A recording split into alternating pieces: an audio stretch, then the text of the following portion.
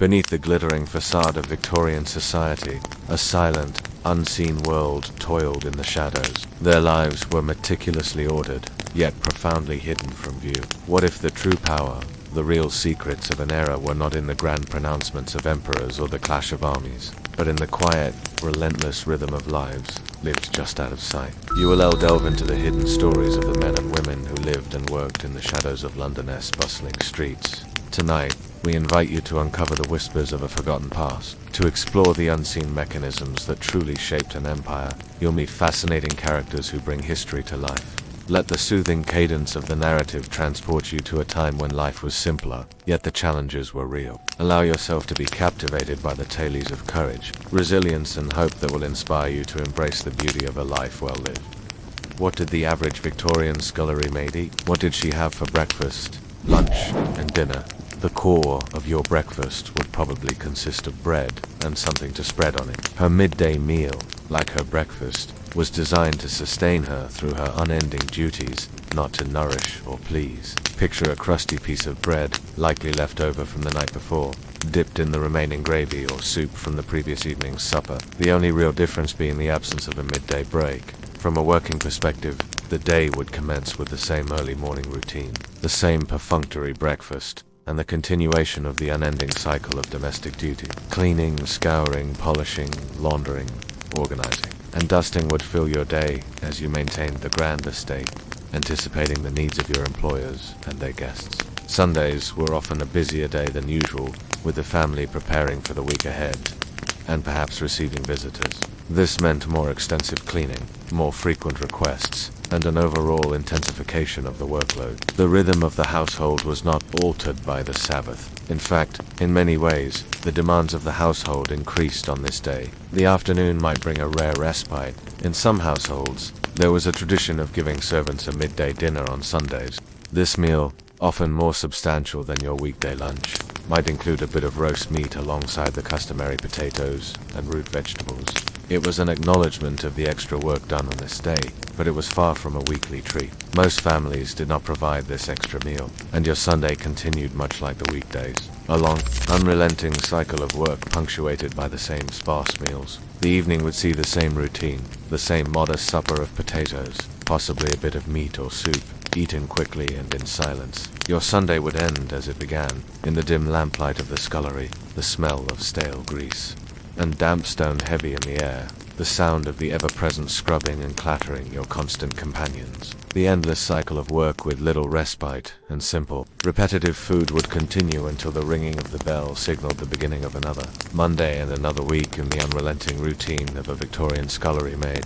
This was not merely a cost-saving measure, but a common practice in Victorian England. Food waste was minimalized, with every scrap utilized to ensure efficiency and economy. The leftover gravy or soup, rich in the flavors of the main dish, provided a hearty, if monotonous, addition to the simple fare of bread and water. In some cases, a bit of cheese might be added, providing a slight variation to the palate and an additional source of protein and calcium. Cheese, like bread, was a staple of working-class diets, and an easy inclusion in a kitchen that was constantly awash with leftovers and limited ingredients. However, it's important to note that these additions were not guaranteed. Many scullery maids might have subsisted primarily on bread and what was available from the evening before. Occasionally, depending on the generosity of the family or the cook, you might receive a hot potato or a bit of fruit. A baked potato, still warm from the oven, would have been a welcome change. Its soft, starchy texture providing a nice contrast to the persistent dryness of bread. Similarly, a slice of apple or a handful of berries, though modest, would have offered a sweet, refreshing break from the savory monotony. However, such luxuries were far from the norm. More often than not, your lunch would be eaten standing up, perhaps while you were polishing silverware or scrubbing out a bath. Time, as always, was of the essence, and every moment not spent working was seen as a moment wasted. That might be butter, if the family was well-to-do, or margarine, if not. This final repast of the day, much like the preceding ones, was designed to sustain you through your unrelenting schedule, not to provide a culinary delight or a balanced diet. It was about fueling the machine that kept the house running. Imagine a modest portion of potatoes, boiled or baked, These humble tubers were a staple of the working class diet and a perfect accompaniment to whatever else was available. Next to the potatoes, there would likely be a bit of meat or a thin slice of bacon. This was not necessarily an everyday occurrence, but a more generous family might provide this on certain days of the week or during the colder months. The meat, if included, was often something more economical, perhaps a bit of liver or a thin slice of ham. As with the earlier meals, these were not always present, and many scullery maids would have subsisted primarily on the filling but nutritionally deficient bread and potatoes. Soup or a thin stew was another possible component of your evening meal. This was particularly common during the winter months when vegetables like carrots, onions, and cabbage were in season. The inclusion of vegetables was not merely a matter of choice, but a way to utilize leftovers and minimize waste. As the head cook prepared the evening meal for the upper servants and the family, the scullery maid would likely have been given whatever remained after the main event was prepared. These were not necessarily inferior dishes, but rather the result of an effort to use every part of every ingredient, leaving nothing to go to waste. Any leftovers from the dinner table, whether a crust of bread or a bit of meat, would also find their way into the next day's breakfast or lunch. Nothing was discarded, and your meals reflected this commitment to frugality and efficiency. Once again, your evening meal would have been eaten, standing up, perhaps with other servants. There would have been little opportunity for sitting down to a table, even if there had been a spare chair available, which was rarely the case. The rhythm of the household demanded that you be constantly alert, ready to answer the bell and begin your next assignment. This relentless pace left little room for rest, relaxation, or even a proper meal. In any case, the bread would almost certainly be the hard, dense variety known as brown bread, made from coarsely ground flour and devoid of the finer products of milling, such as white flour. This bread, often heavy and dense, was less pleasant to consume, but its rough texture was perfectly suited to the lack of table manners expected of servants. It was cheap, filling, and with its coarse grains and seeds, provided some, albeit minimal, nutritional value. Next to the bread, a pot of tea was almost always present. For a young woman, 2 or 3 cups of strong, sweet tea would provide a jolt of caffeine and a comforting, if temporary, warmth against the cold seeped in from the drafty walls of the On rare occasions, eggs might make an appearance, boiled or scrambled. They were not routinely included, but when added to the meager menu, they represented a slight elevation in your status, a recognition of the importance of the fuel that kept the engine of the household turning. Some families, more mindful of the grueling work their servants endured, might include a modest portion of bacon or sausage. However, these were not standard inclusions, but rather special treats on particular days of the week or during the colder months. These meaty morsels, if included, would likely be of the cheaper cuts, often congealed masses of fat and gristle, toughened by over. Despite the relative scarcity of these provisions, your day would still begin with a sense of urgency. The ringing of a bell would signal the commencement of duties, leaving no time for leisurely consumption of your breakfast. You would likely eat standing up, perhaps while cleaning or preparing for the day ahead, ensuring that every precious minute was dedicated to your work. Breakfast would likely be a sparse affair, a perfunctory start to the day intended to keep the most basic of nutritional fires burning so you could complete your many tasks without fainting from hunger or weakness. Lunch, for the Victorian scullery maid, would have been a simple, humble affair. The evening meal for a Victorian scullery maid was a blend of necessity, routine, and residual leftovers.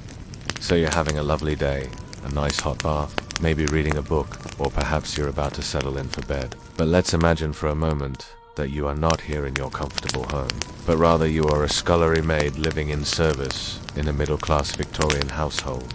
Often, it would consist of the leftovers from the family's table, or simple and appetizing meals prepared in the servant's kitchen. Perhaps cold meat, bread and weak tea, or a stew made from less desirable cuts of meat. The flickering glow of a candle or oil lamp illuminates the worn table, its surface scarred with the stories of countless meals past. Imagine the faces of your fellow servants, their eyes reflecting the dim lamplight, their expressions etched with the fatigue of their labor. The tasks are endless: polishing silverware, dusting sideboards, scrubbing sinks. The kitchen, once the domain of the cook, is now your realm.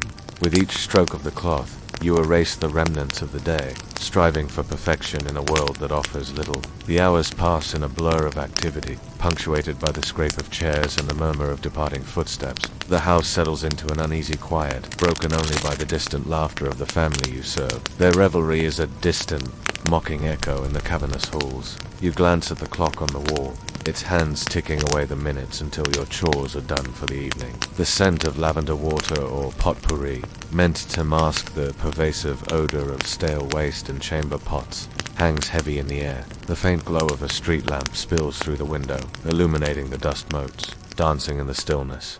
The ticking of the grandfather clock seems to reverberate through your bones, each tick-tock resonating with the steady beat of your heart. Each tick-tock resonates with the relentless rhythm of your servitude. The comfort of a warm fire is traded for the cold embrace of hearthstones, and the promise of sleep is a distant dream. For a scullery maid, rest was not a respite, but a stolen moment, a brief hiatus in the relentless cycle of toil. The luxury of relaxation was a foreign concept, a daydream best left unconsidered. Rest would come, if it came at all, in the stolen moments between the unending tasks. A brief respite during the day, a stolen hour before the sun rises again. Every second accounted for, every minute measured, in the grand clock tower of societal expectations. A scullery maid's existence was a study in contrasts, a life lived in the shadows of a gilded age, a quiet rebellion against an unjust system that sought to keep them unseen, unheard, and unacknowledged. The scent of the stew, perhaps a meager broth with chunks of boiled potatoes and carrots, mingles with the yeasty smell of bread fresh from the oven. In the corner, a kettle whistles, announcing the availability of weak tea, its warmth providing little comfort against the chill of the stone walls. The rhythmic scrape of a spoon against a bowl or the soft thud of a loaf of bread onto the table punctuates the silence, each sound echoing the drudgery of their existence. These meals were eaten in the servants' hall, a communal space where strict rules would govern your eating. No casual conversation, no lingering over meals. Eating was a functional necessity, not a social pleasure. The quality and quantity of food often depended on the generosity of the employer and the efficiency of the cook, but it was rarely a source of enjoyment or comfort. You've worked hard today, scrubbing floors, polishing furniture, scouring the stairs, and now it is time for your evening meal and then bed. But before we tuck you into your own warm sheets, we'd like to invite you to join us for a short immersive experience. We want you to feel what it might have been like to be a scullery maid at the end of a long day. For the scullery maid, food was not a culinary delight, but a basic means of sustenance, designed to fuel the relentless physical labor demanded of her. Now, as you sit down to your meal, allow the clink of cutlery on plates to fill the air, mingling with the murmur of other servants, discussing their days in hushed tones. As the meal progresses, the clatter of dishes gives way to the murmur of hushed voices, each word carefully measured, each syllable laden with the weight of unspoken rules. After your quick and silent meal, you rise from the table and prepare for the evening chores. As the night deepens, the shadows grow longer, stretching like grasping fingers across the floorboards, and so your day ends not with the peace of a shared family supper, but with the ghosts of laughter echoing in empty halls.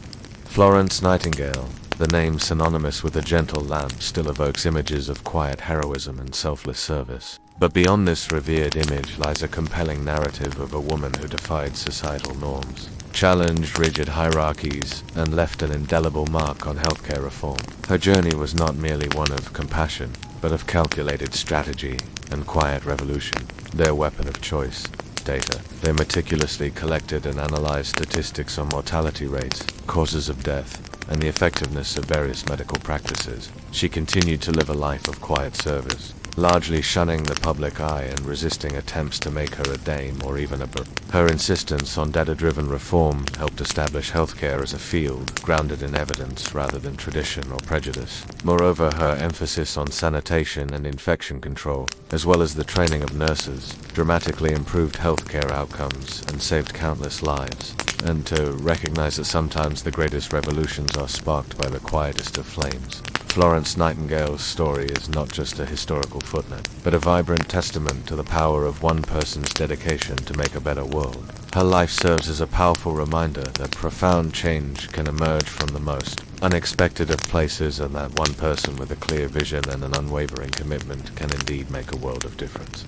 In an era when women's roles were confined to the domestic sphere, Florence Nightingale carved out a space for herself, not just as a trailblazer in healthcare, but as a model of quiet, persistent, and effective social change. For her, the true reward lay in the transformation of a profession and the lives she had touched. Her later years were dedicated to writing, lecturing, and further healthcare initiatives, including the establishment of the Nightingale Fund for Nurses and the publication of Notes on Nursing, a seminal work that outlined her philosophy of healthcare reform. Armed with this data, Nightingale became a force to be reckoned with, effectively lobbying the government to improve military healthcare and establish the first secular nursing school in the world, the Nightingale Training School at St. Thomas's Hospital in London. Her commitment to data-driven reform, her tireless advocacy for the underprivileged, and her quiet, persistent determination to effect change serve as a beacon for us all. In a world that often celebrates grand gestures and flamboyant personality, Florence Nightingale reminds us that true impact can be made by one person with a quiet lamp, a resolute will,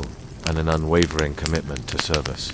Her influence was so significant that when war broke out, again in 1850, Florence Nightingale was asked to head the Royal Commission on Hospital Reform, playing a pivotal role in shaping healthcare for generations to come. Nightingale's path to prominence came during the Crimean War, a brutal conflict that highlighted the dire state of healthcare for British soldiers. Her efforts to address these issues were nothing short of a military campaign, meticulously planned, strategically executed, and fiercely independent. Initially, her role was modest, heading a team of nurses to assist the wounded soldiers, but soon she found herself at the center of a maelstrom, confronting not just battlefield injuries, but a system rife with neglect and corruption. What followed was a period of intense action. With unwavering determination, Nightingale and her team set about reforming the healthcare system at Scullery Hospital in Turkey. They tackled issues of sanitation, nutrition, and training, transforming a facility marked by death and despair into one that began to show signs of hope and recovery. Her impact was immediate and profound. The mortality rate, which had been as high as 42%, dropped to under 2%. It was a testament to the power of systematic reform and the quiet efficiency of this unassuming woman. Yet, her contributions transcended the walls of back in Britain. She and her close associate, the statistician William Farr, initiated a broader campaign for healthcare reform. Despite such monumental contributions, Florence Nightingale's story is not one of fame and fortune. The legacy of Florence Nightingale is multifaceted. She is remembered as a pioneer of modern nursing, having elevated it from an occupation to a profession. Today, as we continue to grapple with complex global health challenges, the lessons from Florence Nightingale's life and work resonate more than ever. As we reflect on her extraordinary life, let us be inspired to pursue our own paths to positive change, however unconventional they may seem. The true crucible of her determination and the catalyst for her widespread recognition arrived with the outbreak of the Crimean War in 1853. Reports began to filter back to England, painting a grim picture of the horrific conditions endured by British soldiers wounded in battle. The military hospitals, particularly the barrack hospital in Scullery, were not merely lacking in basic supplies. They were, in essence, cesspools of disease, more dangerous to the soldiers than the battlefield itself. Overwhelmed by filth, inadequate sanitation, a desperate lack of organization, and a complete absence of proper medical care, more soldiers were dying from preventable diseases like cholera, typhus, and dysentery than from their actual wounds. The death rate was astronomically high, a silent scandal unfolding far from the public eye, a stark contrast to the heroic narratives of battle. It was into this chaos that Florence Nightingale, along with a contingent of 38 carefully selected nurses, arrived at Scullery in November 1854. The scene that greeted them was one of unimaginable squalor, disarray, overflowing sewers beneath the hospital wards, rats scurrying freely, unwashed patients lying in their own waste, and a complete absence of basic medical supplies, clean linens, and even proper food. The stench was overpowering, a miasma of decay and disease. The wounded soldiers, instead of being cared for, were languishing in a sea of their own filth, their cries for help drowned out by the cacophony of suffering. Nightingale, undeterred, immediately set about assessing the situation. With quiet authority, an iron will, and an unwavering focus on the well-being of the soldiers, Nightingale immediately set about implementing radical reforms. She understood that the primary problem was not necessarily the wounds themselves, but the environment in which the wounded were expected to recover. Her work wasn't solely focused on the physical health of the soldiers. As the war drew to a close and Nightingale prepared to leave Scullery, the grateful soldiers dubbed her the Lady with a Lamp. But Nightingale's genius extended far beyond the practicalities of hospital management and compassionate care. She recognized the importance of data collection and analysis as an ongoing process. So she didn't just publish her findings and move on. She was a trailblazer in nursing, transforming it from a profession viewed as a low-level occupation to a respected and essential part of the healthcare system. Her genius lay not only in her ability to alleviate human suffering, but also in her capacity to understand and utilize data to drive meaningful change. She showed the world that data, when presented in a clear and compelling manner, can be a powerful tool for advocacy and reform. Her life and work continue to inspire healthcare professionals, statisticians, and change-makers across the globe. Her influence in this area, coupled with her statistical work, made her a formidable force for change. She worked tirelessly to establish robust systems for collecting, analyzing, and utilizing health data. Her efforts contributed significantly to the development of modern epidemiology and public health statistics. She was a pioneer in the then nascent field of statistical analyses and data visualization, a skill she had honed during her extensive Upon her return from Crimea, she meticulously collected, organized, and analyzed vast amounts of data related to soldier mortality and morbidity. She understood that raw numbers, while important, could be overwhelming and difficult to interpret for policymakers and the general public. Your support helps us bring these stories to a wider audience and keep the incredible stories of history alive. Thanks for watching.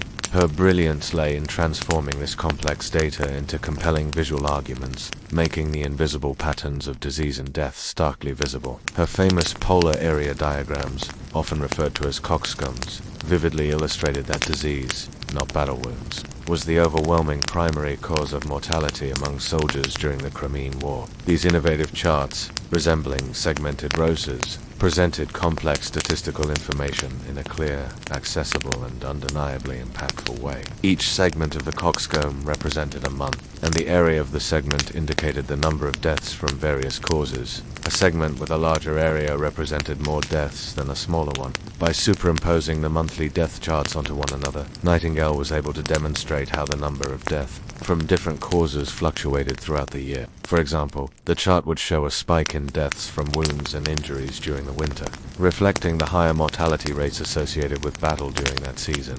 Conversely, the area representing disease remained consistently large, unaffected by the changing seasons. This graphic representation of mortality, so strikingly simple yet undeniably powerful, was a revelation. It was a stark indictment of the state of healthcare at the time and the practices within the British military. It was a wake-up call that shattered the prevailing perception of death in war. The public and policymakers who saw her charts could no longer ignore the horrifying reality. Disease was not merely a footnote in the story of mortality during war. It was the main event.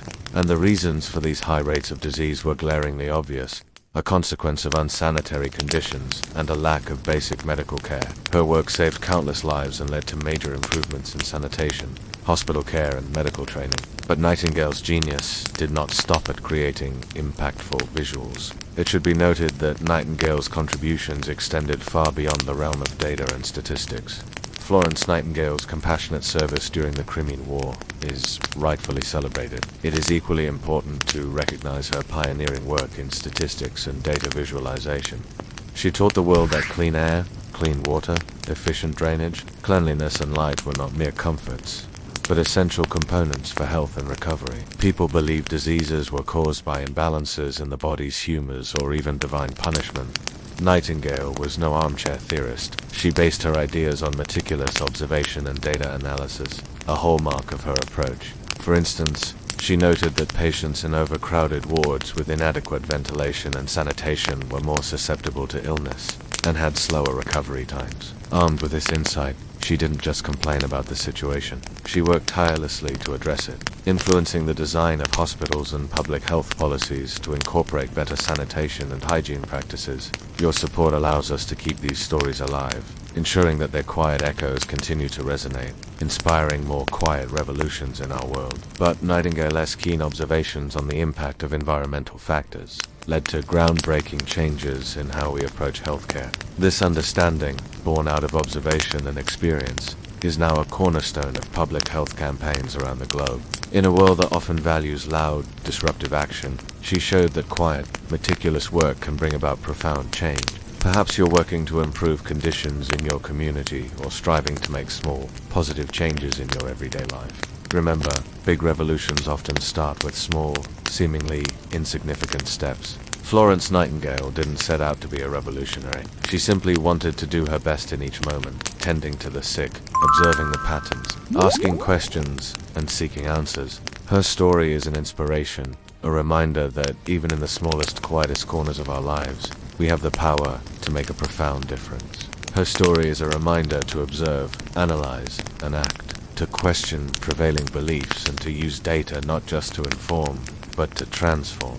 Florence Nightingale didn't just change the face of nursing. She changed the very definition of what it means to be a trailblazer. Her legacy is a quiet symphony of compassion, intellect, and perseverance, a melody that continues to resonate in the halls of medical history.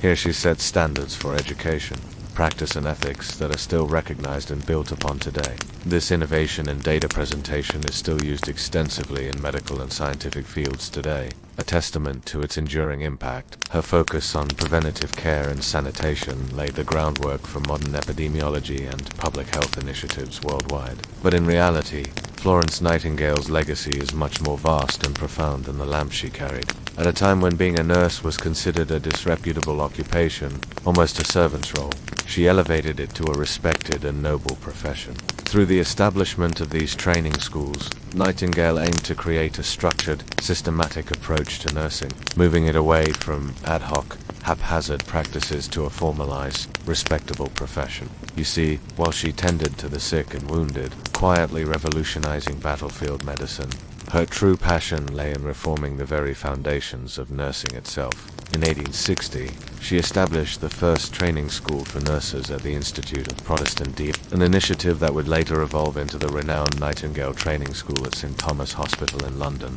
But what is less known as the quiet battles she fought to change people's perceptions of nursing itself. Her influence extended beyond hospital walls. She was instrumental in improving sanitation and hygiene standards in homes and communities, recognizing that health issues often stemmed from poor living conditions. Back then, the connection between sanitation and health was not widely understood.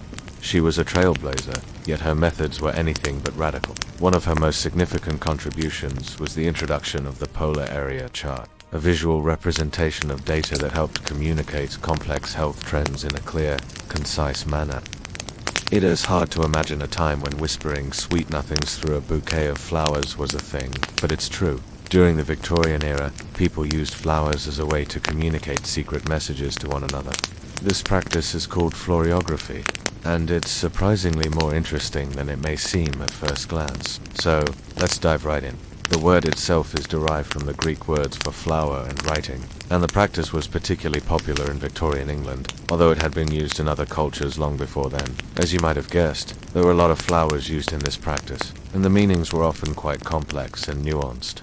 For example, the practice of giving flowers as a gift is still very popular, and the meanings of different flowers are still often associated with certain occasions. For example, white lilies are often used at funerals to symbolize purity and innocence, while red roses are still associated with love and passion. For example, a bouquet that was tightly bound together could mean that the speaker was concealing something, while a loosely arranged bouquet could mean openness and honesty. Flowers could also be presented in specific ways to convey a particular message. For example, presenting a flower to someone with the stem facing downward could reverse the flower's traditional meaning. It was essential for those participating in florography to have a good understanding of the language in order to avoid misunderstandings. For example, the rose was one of the most popular and versatile flowers used in florography. Red roses, of course, meant love, but different shades of roses had different meanings as well. A pink rose could mean gentleness or admiration, while a yellow rose could mean friendship or even jealousy. Other popular flowers included lilies, which could mean purity or innocence, and which could mean modesty or faithfulness. For example, the Ottoman Empire had a similar practice known as salam, which means peace. In this system, flowers were used to convey secret messages between lovers, and it was typically women who took part in it. Lady Mary Wortley Montagu, wife of the British ambassador to Turkey, became aware of this custom while living in Turkey in the early 18th century, and she wrote about it in a letter to her friend Lady Mary Wortley Montagu. She described how flowers could convey secret messages and even included a key to the meanings of different blooms. She went on to publish these meanings in a book called The Turkish Embassy Letters, which was read by many influential people in England, including Queen Anne. Soon after reading Montagu's book, Queen Anne began using flowers to communicate with her ladies-in-waiting, and the practice quickly spread from there. During the Victorian era, the use of flowers to convey secret messages became extremely popular, particularly among women. This was because the Victorian era was a time when women's roles were rapidly changing. They were becoming more independent and had more access to education and employment opportunities. However, they were still expected to conform to strict social norms and to be demure and subservient to men. As a result, women were often not comfortable expressing their true feelings openly. Additionally, the rigid social codes of the time discouraged overt displays of emotion, so people found ways to communicate their feelings covertly. While florography never really went away, its popularity waned during the 20th century, likely due to the changing role of women in society and the increased openness about emotions. So, there you have it. A quick look at the fascinating history of florography, the language of flowers. This unique form of expression became especially popular among the educated middle and upper classes who had both the interest and the resources to cultivate and exchange flowers. During the Victorian era, societal norms placed strict limitations on how people, particularly women, could express themselves. By mastering the language of flowers, one could convey heartfelt sentiments, secret desires, and even unspoken words without violating the rigid social protocols of the time. It was a silent conversation, a secret code known only to those initiated in the language of flowers. Public displays of emotion were often frowned upon, and traditional gender roles confined women to the domestic sphere. It added an exciting layer of intrigue to everyday interactions and allowed people to flirt, confess their undying love, or even break off an engagement, all without causing a social upheaval. Just imagine the Victorian drawing room, elegantly furnished with plush sofas and overflowing flower vases. As the ladies and gentlemen engaged in polite conversation, they exchanged bouquets, each flower silently revealing their true feelings. A blush, a stolen glance, a carefully chosen flower, all spoke volumes in this intricate game of floral etiquette. However, the Victorian era also saw a growing interest in romantic ideals and a desire for greater personal freedoms. Flowers also conveyed messages of condolence, friendship, and even political affiliation. For instance, a white lily could express sympathy, while a sunflower symbolized adoration and loyalty. This led to a unique cultural phenomenon where individuals, mainly women, sought new ways to express their emotions and engage in intellectual pursuits without breaching the boundaries of acceptable behavior. It allowed them to navigate the intricate social niceties of the time while expressing their emotions, all without causing a scandal. After all, nothing could be more scandalous than having a book of flower meanings at your side. As you navigate this world, you'll encounter a myriad of flowers, each silently offering its own message. At the heart of this floral lexicon was the concept of flower dictionaries. These compact guides, often richly illustrated, became essential reading for anyone wishing to partake in this secret language. They were published in various forms, from pocket-sized manuals for frequent travelers to elaborate gift editions presented with fine bindings and embossed covers. Imagine opening up one of these antique books, its pages filled with pressed flowers and handwritten notes, each flower meticulously documented with its hidden meaning. A single rose, a whole bouquet, each telling a story if you know the language. Now let's delve into the fascinating world of Victorian flower meanings, where each bloom held a special significance. These dictionaries thrived due to the immense popularity of florography, the practice of communicating through flowers. But why were these dictionaries so important? Why did they become the key to a secret world? In this context, florography offered a discreet and poetic outlet for communication. The Victorians took great delight in creating elaborate codes and secret languages, and florography was right up their alley. However, this secret language wasn't limited to matters of the heart. If you enjoyed this video, please remember to subscribe. It is 1888, and you are a lady of leisure. You awake naturally, gently rousing from sleep in your luxuriously appointed bedroom. The sun has yet to rise, but your day, like clockwork, is already underway. For you, The day begins, not with the clatter of pots and pans, but with the soft rustle of silk and the quiet murmur of anticipation. The rhythmic clip-clop of the horse's hooves on the cobblestones becomes the soundtrack to your day. Inside the carriage, you sit poised and proper, your skirts carefully arranged, your gloves pristine. Yet even here, there are limitations. The tight confines of the carriage, the rough jostling of the ride, and the ever-present awareness of your audience, your fellow passengers, can make even the most leisurely of rides feel more like a gilded cage than a pleasure. The heavy velvet curtains are drawn back, allowing the first hints of dawn to illuminate the rich fabrics and polished surfaces of your chamber. The drawing room awaits, prepared for the night's entertainment, perhaps a piano piece, a family game, or maybe a quiet reading. The day has been long, filled with seemingly endless rounds of polite conversation and carefully constrained emotions. Now, as the shadows lengthen, you feel the weight of the day's performance begin to lift. For a fleeting moment, you are simply a woman, not a performer, not a character in a social drama. But even this moment of respite is temporary. For tomorrow, the sun will rise again, and with it, the endless rounds of greetings, the endless discussions of the weather, the endless performances of a life confined by the golden bars of a gilded cage. Despite the comfort and luxury that surrounded her, the life of a Victorian lady of leisure was far from carefree. It was a life defined by rigid codes of conduct, where every action was observed and every word weighed. The relentless pressure to conform, the endless social obligations, and the lack of autonomy over one's own time and actions made the gilded cage of Victorian high society a very real and sometimes suffocating space. And as the day progresses, more light streams in, illuminating the dust motes dancing in the air and catching the sparkle of jewels on your dressing table. Your personal maid, Mary, enters quietly, her face creased, with years of smiling patiently. She moves with a practiced grace, anticipating your every need before you even realize it yourself. Beside her, another maid waits, ready to assist with the intricate choreography of dressing. Your day begins, not with work, but with an elaborate toilette, a performance of femininity and status. Your satin slippers are brought forth and you slide your feet into their luxurious embrace, the soft leather molding around your shape. You glance at the selection of dresses laid out on your bed, each more sumptuous than the last. Today you choose a gown of the finest French silk, its color a delicate shade of rose, perfectly complementing the blush of your cheeks. The fabric feels cool and smooth against your skin as you slip it over your head. And then comes the corset, a rigid structure that will mold your body into the desired hourglass shape.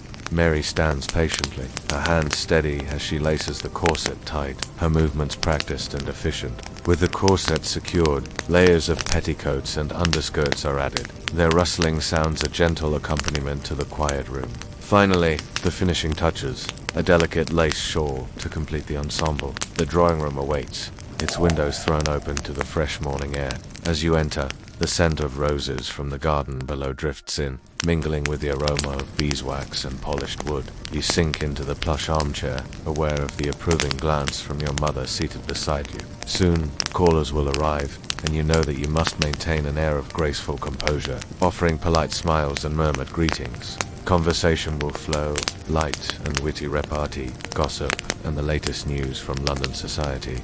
But you must be careful. Every word, every gesture is a performance. Miss Prism from next door may be watching, waiting for any misstep that might be used as gossip fodder. You remember your mother's lessons on etiquette, the importance of decorum and reserve. Your every action is a reflection not only on you, but on your family's name. Afternoon brings the prospect of a carriage ride, perhaps to visit relatives or to attend a social event. As evening descends, you return home, the day's events already fading into the half-light of memory.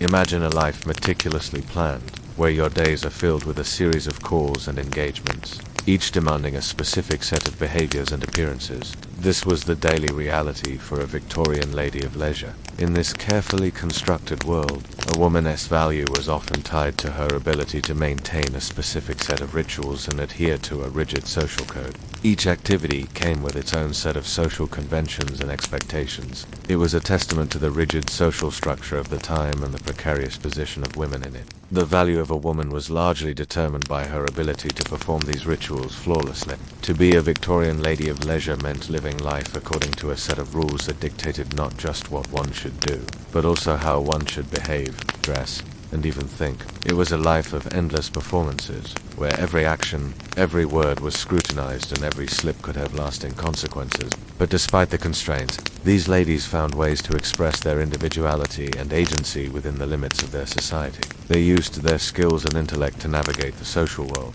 and many of them left an indelible mark on history despite the attempts to confine them to the domestic sphere. Evenings were reserved for grand balls, opera performances, dinner parties, or exclusive, each designed to display the ladies' elegance and adherence to the social code. Beyond the rigid structure of social engagements, there existed another world of expectations and norms, a world where accomplishments were more prized than academic pursuits. To learn more about this aspect of Victorian culture, stay tuned for our next episode on the accomplishments expected of a Victorian lady. Don't forget to subscribe so you never miss an episode, and let us know in the comments below what aspects of Victorian life you'd like to explore further. Your comments inspire the topics we cover. Until next time, keep thinking historically. These events were not just social gatherings, they were occasions for commerce, where advantageous matches were made and reputations were either made or broken.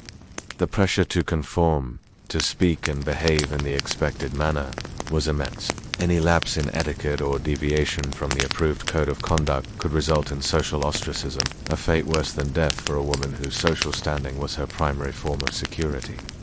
Their existence revolved around the social calendar. Every day was filled with a series of pre-arranged social engagements, each with its own set of rules and expectations. These engagements, or calls, were not mere social visits, but carefully orchestrated events with significant social implications. Receiving calls from other ladies was a crucial part of a Victorian lady's day. These calls, which typically occurred in the mornings, were more than just friendly visits. They were a means of maintaining social connections and demonstrating one's status.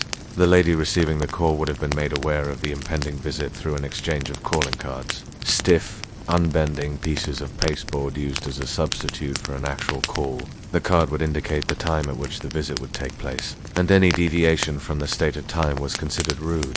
The lady making the call would arrive precisely on time, usually between 11 a.m. and 1 p.m., and would be received in a drawing room, a space specifically designed for such social rituals. The conversation during these calls was often superficial, focusing on local gossip, mutual acquaintances, and upcoming social events. Any controversial topics were avoided, and the demeanor was always polite and restrained. Such calls were not just about strengthening bonds, but also about reaffirming the hierarchy of society. Each visit was a public display of social standing and decorum, and any misstep could be disastrous. Afternoons were equally packed with events like garden parties and sprawling estates, visits to art galleries or museums, or leisurely carriage rides through Hyde Park.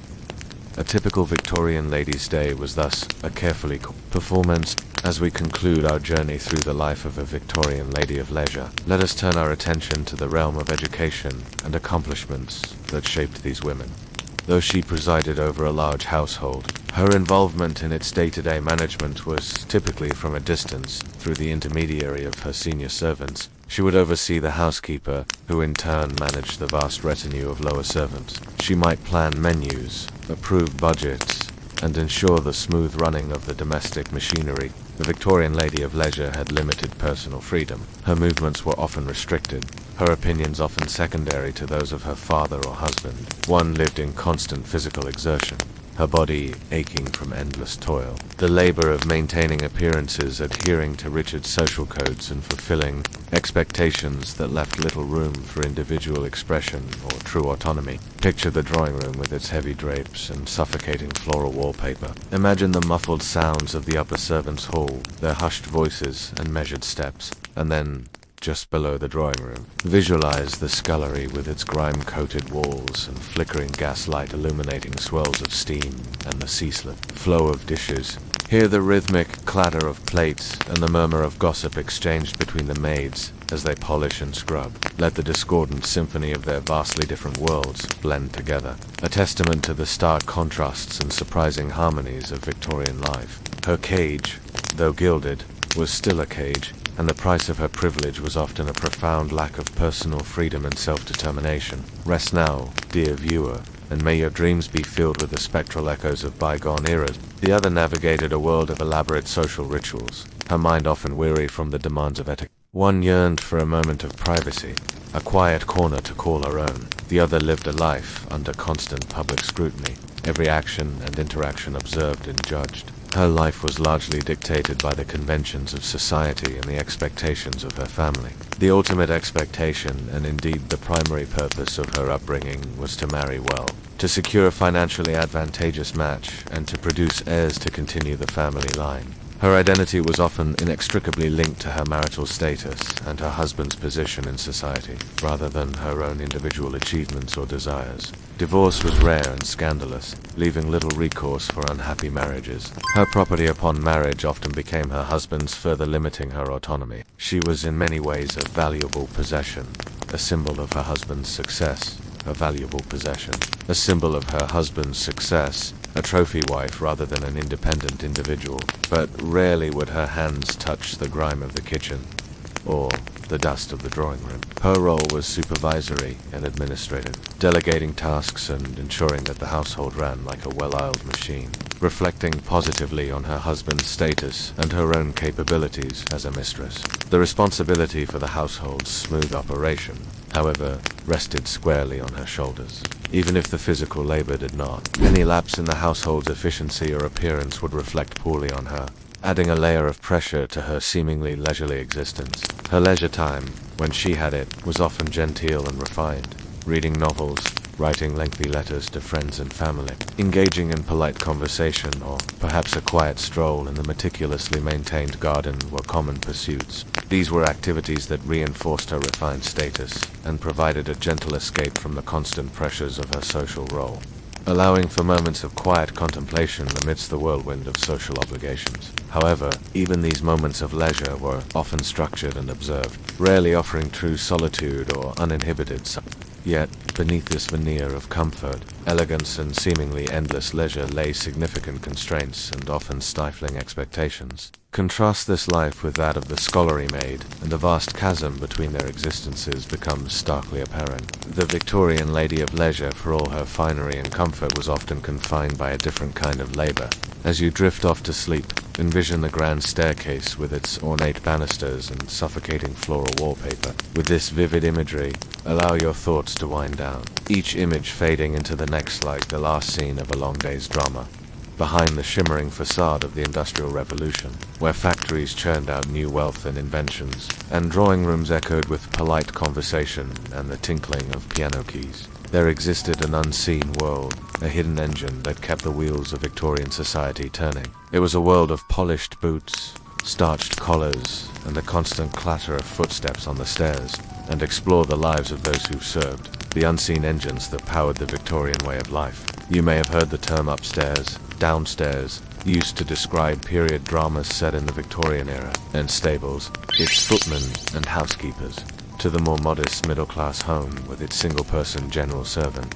Men, too, found their place in this vast network, with a considerable number dedicating their lives to service. Together, they formed an unseen workforce, a silent majority that kept the gears of Victorian society turning smoothly. For many, especially young women, domestic service was the first step into the world of work. We must venture into the shadowy underbelly of service, where lives were structured around the needs of others. In doing so, we pay tribute to the unseen engines that powered Victorian Britain, the domestic servants whose contributions were essential, yet whose stories often go untold. Their legacy reminds us that behind every grand achievement, every societal norm, there is a multitude of unseen workers who, with their quiet dedication, make it all possible. How did they balance the demands of service with their own needs and aspirations? Theirs was a relationship of mutual dependence, an unspoken contract that bound them together. And yet, amidst the hierarchies and rigid routines, a sense of camaraderie developed, forged in the shared experiences of their daily lives. They formed communities within the grand houses, sharing stories, recipes, and news from the outside world. Their relationships with each other often became the emotional anchor amidst the shifting tides of their employers' moods. The answer lay in a complex web of social norms, economic necessity, and the quiet strength of community that bound them together. Despite the challenges, the opportunities presented by domestic service were too great to ignore. The promise of a steady income, a structured life, and the chance to escape the drudgery of the industrial workhouse attracted many. The skills they learned, from cooking to cleaning to to childcare, were highly sought after, and their expertise was directly linked to the social standing of their employers. In a time when social mobility was limited, domestic servants became a vital cog in maintaining the societal order. It offered a structured environment, albeit one often characterized by rigid hierarchies and unspoken rules. For others, it was a lifelong commitment, a chosen profession with its own specialized skills and quiet camaraderie. Theirs was a life of service, shaped by the needs and whims of the family they served. Yet despite their anonymity, their numbers were staggering. But what did that really mean? What went on upstairs and downstairs? Well, to answer that question, imagine a typical Victorian house. Grand and imposing on the outside, a symbol of its owner's success and status. Inside, the story is one of stark contrasts. A world where every household, from the grandest manor to the humblest terrace house, relied on an army of unseen workers, domestic servants, who were the backbone of Victorian Britain. In this final episode, we invite you to look through the keyhole of the Victorian home upstairs. The world is one of light and air. Here, the family resided, living in a realm of relative luxury. Sunlight streamed through bay windows. Carpeting muffled the sound of footsteps, and gilding caught the light, turning surfaces into shimmering mirrors.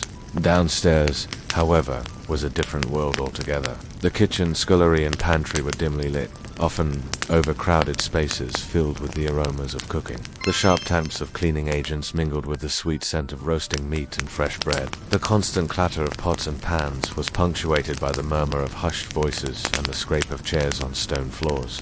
This was the domain of the servants, a world unseen by the family they served, yet essential to the functioning of the household. And what a world it was, encompassing everything from the grandest country estate with its sprawling kitchens. By the late 19th century, domestic service wasn't just a significant occupation for women in Britain. It was the biggest single employer of women, with over 1.5 million women employed as domestic servants. But how did these domestic servants manage to maintain such an essential yet hidden workforce? Their employers, in turn, relied on them to uphold the values and traditions that define their class. To truly understand the Victorian era, we must look beyond the glittering ballrooms and smoky factories. Beyond the practicalities of daily living, servants also played a crucial, if often overlooked, role in maintaining the broader social order. The strict hierarchies within the servant hall mirrored, and indeed reinforced, the broader class distinctions of Victorian society. The butler and housekeeper, at the apex of the servant hierarchy, wielded significant authority over those below them, ensuring discipline, adherence to the household's intricate rules, and the smooth execution of duty. This internal structure, with its clear lines of command and rigid expectations, provided a sense of order and predictability within the domestic realm, reflecting the Victorian emphasis on hierarchy, control, and the proper place for everyone within society.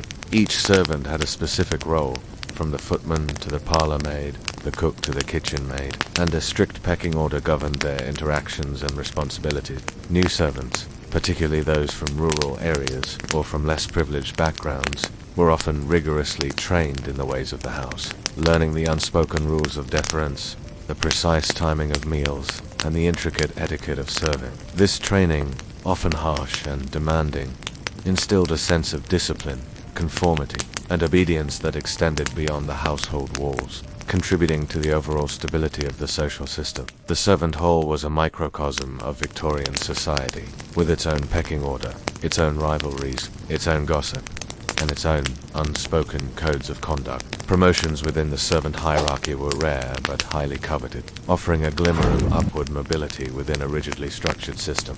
The constant supervision and the fear of dismissal, which often meant losing a character reference essential for future employment, ensured compliance and diligence. Servants provided the comfort, convenience, and meticulous attention to detail that allowed the upper and middle classes to pursue their professions, engage in social climbing, and maintain their elevated status.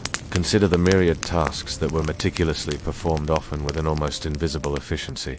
The careful pressing and folding of clothing, ensuring every garment was pristine. The preparation of complex multi-course meals, from delicate breakfasts to elaborate dinner parties, all executed with precision and timed to perfection.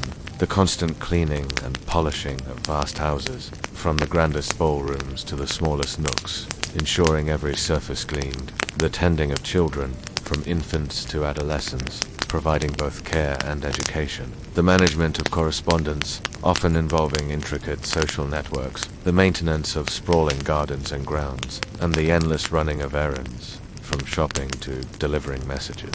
All these tasks, and countless others, were executed with a precision and dedication that often went unacknowledged, yet were absolutely vital to the smooth operation of the household. This liberation from domestic drudgery freed up the time and energy of their employers, enabling them to participate actively in the public sphere, in politics, business, philanthropy, and the arts. It allowed gentlemen to focus on their careers and ladies to manage their social calendars and charitable endeavors, or simply to enjoy their leisure without the burden of household chores.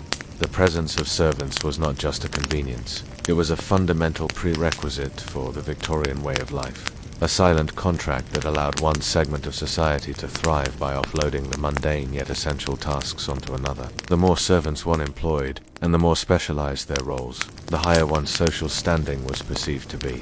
This created a constant pressure to maintain a certain level of domestic staff, even for families who might struggle financially to do so, as it was a crucial component of social display. The Victorian era, a time of sweeping social change, rapid industrialization and profound human drama, all played out against a backdrop of immense wealth and stark poverty. And within this dramatic landscape, there existed another world, a hidden world of domestic servants who silently orchestrated the grand spectacle of Victorian life. These unseen hands that polished the brass, stoked the fires, and pressed the linens were not merely cogs in a machine. At the pinnacle stood the butler, a position of great authority and respect, responsible for managing the household staff and ensuring the smooth running of the pantry. Below him were the house parlourmaids, their roles emphasizing cleanliness and order, with the parlourmaid enjoying slightly higher status due to her proximity to the drawing room and company. Liveries, the distinctive uniforms worn by many servants, were more than just functional attire. They were a silent proclamation of the family they represented, boasting the family crest, colors, and motto. They were the silent architects of comfort, the unseen facilitators of social mobility, and the living embodiment of the era's complex class structure. Their collective efforts allowed the grand narratives of Victorian progress and prosperity to unfold, often at the cost of their own personal aspirations and freedoms. Let this understanding of their profound, yet often overlooked, impact gently settle in your mind, guiding you towards a deeper sense of historical perspective and a peaceful transition into slumber. The quiet hum of their unseen labor, echoing through the grand halls of history, can now gently lull you towards rest, a reminder of the intricate human connections that shape every era. Footmen's liveries, often double-breasted and made of fine wool, were a statement of wealth and refinement, while the simpler dresses worn by housemaids and kitchen maids were still marked with the family's insignia. These garments, though humble in design, were crafted with quality materials, ensuring that the servants, when they stepped out with their employers, were not merely attendants, but walking ambassadors of the family name. Moreover, the etiquette governing the interactions between servants and employers added another layer to this social spectacle. Servants were expected to be ever vigilant, ensuring that their demeanor, posture, and speech were impeccable, lest they offend or embarrass their employers. Upholding the dignity of the family was as much their responsibility as it was the employers. In this intricate game of social charades, every action, every gesture, and every word was measured, contributing to a society that prided itself on decorum and control. The kitchen hierarchy had its own order, with the cook at the top, followed by the kitchen maid, the underhouse parlor maid, while domestic service offered employment to millions, providing a vital source of income and a degree of stability. It also perpetuated a system of dependence and, often, exploitation. Long hours, typically 12 to 16 hours a day, 6 or even 7 days a week, were common. Wages, while providing sustenance, were often low, and opportunities for advancement were limited, particularly for those at the bottom of the hierarchy. Strict rules governed every aspect of a servant's life, from their dress and demeanor to their personal relationships and time off. Sundays were often the only day off, and even then, it might only be for a few hours. Holidays were rare, and personal visits from family were often discouraged or forbidden. Yet, for many, particularly women from working-class backgrounds, domestic service was one of the few viable avenues for employment. It offered a roof over their heads, regular meals, and a degree of security that might be absent in other forms of labor. For some, it provided an escape from the grinding poverty of industrial towns or the limited prospects of rural life, despite the curtailment of personal freedom and the often dehumanizing aspects of their work. It was a choice, albeit a constrained one, that provided a livelihood. It offered a chance to learn skills, to save a small amount of money, and perhaps, eventually, to marry and establish their own household, though often with the understanding that their daughters might follow the same path into service. The paternalistic nature of the system meant that while some employers were kind and fair, others were demanding and cruel, leaving servants vulnerable to arbitrary treatment and exploitation. And lastly, the scullery maid, whose tasks were the most menial and laborious.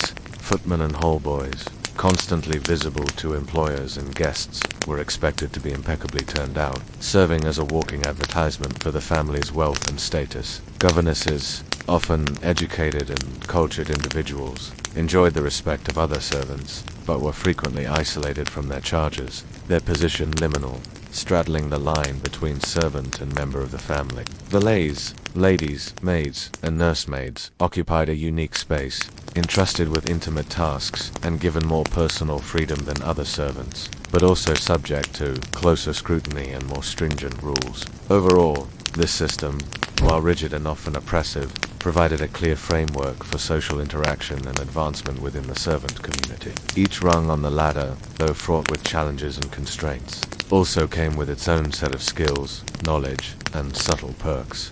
Advancement, though slow and sometimes elusive, was possible, and the camaraderie forged in the shared experiences of service created bonds that transcended the boundaries of social class. But human beings with hopes, dreams, and struggles of their own.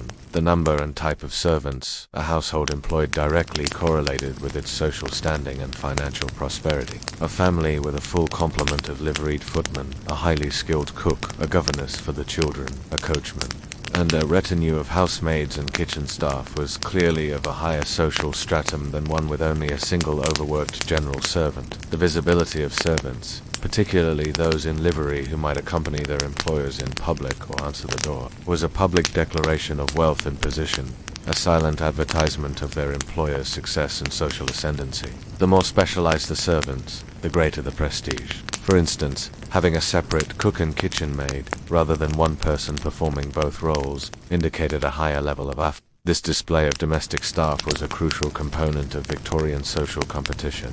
Families would often stretch their finances to employ more servants than they could comfortably afford, simply to maintain appearances and signal their position within the intricate social hierarchy. The grander the household, the more specialized, the servants each with their own specific duties, from the hall boy who ran errands to the lady maid who attended exclusively to the mistress, creating a complex ecosystem of labor and dependence. The very architecture of Victorian homes, with their separate service entrances, back staircases, and dedicated servant quarters, was designed to facilitate this system, keeping the unseen engines out of sight, yet always at hand. Today, we venture beyond the drawing rooms and factories of the Industrial Revolution, explore the hidden halls where the true engine of Victorian England was powered by human hands and hearts. We will peel back the layers of this intricate societal structure, shedding light on the lives, struggles, and contributions of the unsung heroes of the age, the servants of Victorian England. Their world, lives within walls, a world of hushed footsteps and whispered conversations, polished surfaces, and well-behaved demeanor. Life for servants was a delicate dance of fulfilling the needs of their employers while navigating a maze of rigid hierarchies and unspoken rules. Within the sprawling estates or modest townhouses, they inhabited a world unto themselves, bound together by shared experiences and a common understanding of their unique circumstances. From the grand entrance hall to the cramped scullery, each room held a myriad of stories. The clatter of pots and pans echoed tales of culinary creativity and resourcefulness in the kitchen, while the drawing room bore witness to the quiet ambitions and thwarted dreams of those yearning for a taste of the life they served. Servants' bedrooms, often tucked away in the attic or basement, were sanctuaries filled with personal touches that hinted at the lives lived outside of service, showcasing the humanity that thrived even within the constraints of their roles. These humble abodes, though modest by the standards of the time, were worlds unto themselves, reflecting the diverse range of ages, social backgrounds and aspirations that existed within the ranks of domestic service. Here, young boys shared rooms with fellow footmen, their beds separated by a thin partition, discussing the latest football scores or cricket matches in hushed tones late into the night. In the next room, a group of housemaids, their chatter subdued, carefully met, and donned their uniforms, exchanging news from their families and the outside world, their nimble fingers working quickly so as to avoid detection. The air was thick with the scent of lavender and beeswax, punctuated by the occasional creak of the aging floorboards or the distant chime of a grandfather clock, each sound weaving its own narrative thread into the rich tapestry of life in service, a hierarchy of service, navigating social ladders within the intricate world of domestic service. A strict hierarchy determined not only their responsibilities, but also their social standing, the symbol of status, a public declaration of wealth and refinement. Furthermore, the presence and number of servants were a powerful, undeniable symbol of status and wealth. Furthermore, the clothing worn by servants was not just a practical necessity, but a visual marker of their place in society. Complexities and contradictions. A life of dependence and limited opportunity, however. This pervasive system of domestic service was not without its profound complexities and inherent contradictions. As you reflect on the vast, often invisible, contribution of these individuals, consider how their lives, though seemingly confined to the domestic sphere, were intrinsically woven into the larger tapestry of Victorian society. Good night.